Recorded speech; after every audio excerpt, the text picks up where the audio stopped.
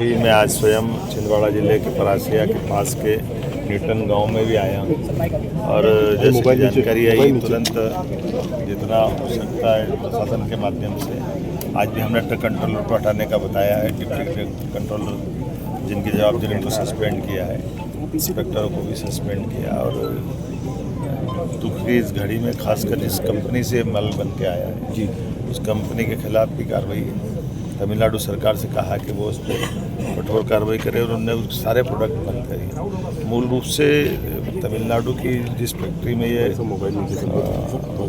जिस परिस्थिति में बन रहा था मुझे बताया गया कि वो अमानक तरीके से और वहाँ स्टोर भी इस टाइप की चीज़ें वहाँ की सरकार से कहा और सरकार ने उन सारी बातों को संज्ञान में लेते हुए सारे प्रोडक्ट को बैन किया है। मध्य प्रदेश में तो दोबारा ऐसी घटना ना हो इसके लिए किस तरह के कदम? किसी हालत में दवाई फैक्ट्रियों पे प्रॉपर जांच हो और रैंडम हमारे यहाँ के भी अधिकारी जांचें, भले किसी कंपनी किसी राज्य से भी आए लेकिन हमारे अधिकारी भी इसकी चिंता करें, इसलिए हम प्रॉपर निर्देश जारी किए।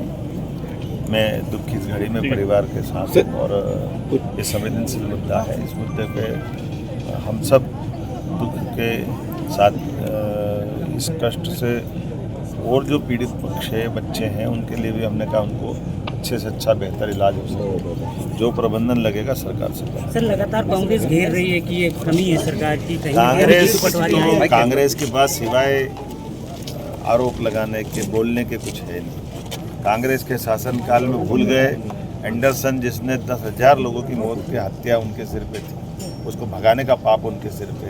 41 साल हो गए कांग्रेस के शासनकाल में कभी संवेदनशीलता नहीं दिखाई, कभी किसी के पास इस तरह की बातें नहीं की।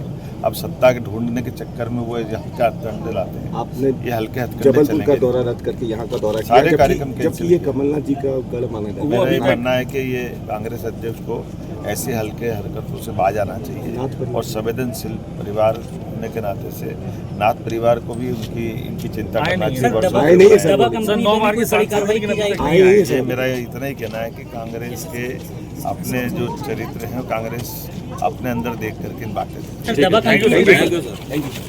2 साल से जो भी नवजात बच्चे ये दवाई तो बिक रही है कई दिनों से, तो एक न्यायिक जांच होनी चाहिए कि इस दवाई से कितने बच्चों की मौत, SIT गठित होनी चाहिए इसकी, और साथ ही साथ ड्रग कंट्रोलर जिसकी जिम्मेवारी थी इस तरह की अमानक दवाइयों को न बिकने पर बैन लगाने की, उसने उसका धर्म नहीं निभाया। उसने कमीशन लिया, सरकार ने लिया, स्वास्थ्य विभाग ने लिया, स्वास्थ्य विभाग कर्मचारियों ने लिया, मंत्री ने लिया, 5वीं मल्ल भवन की 5वीं मंजिल ने लिया।